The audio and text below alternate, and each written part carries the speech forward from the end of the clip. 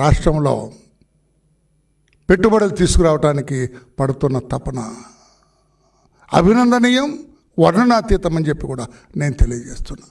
జగన్మోహన్ రెడ్డి గారు ఏదో మాట్లాడతారు. ఆయన మంత్రులు ఉన్నారు, ఒక చిట్టా ఉంది, 4-5 పాపం ఉన్నారు, ఆయనకి నోటుకొచ్చినట్టు మాట్లాడతారు. మీరు గతంలో దావోస్కి వెళ్ళారు, జగన్మోహన్ రెడ్డి గారు ఎందుకు వెళ్ళారు? పెట్టుబడులు తీసుకురావటానికా, లేకపోతే లండన్లో ఉన్న మీ బిడ్డలను చూడటానికా? చూడటం తప్పని నేను అంటలేదండి, నేను చాలా జాగ్రత్తగా మాట్లాడతా. మీరు ఆ రోజున మీరు దావోస్కి వెళ్ళారు, 4 సంవత్సరాలు ఇది ఉంటే మీరు ఒకసారి వెళ్ళినట్టున్నారు దావోస్కి. What you have done there? ఏం చేశారు మీరు అక్కడ?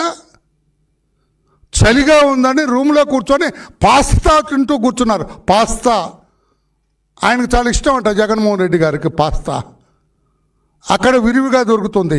మనం బిర్యానీ అనుకోండి, సపోజ్ మనకు మటన్ బిర్యానీ ఎలాగో అక్కడ పాస్తా.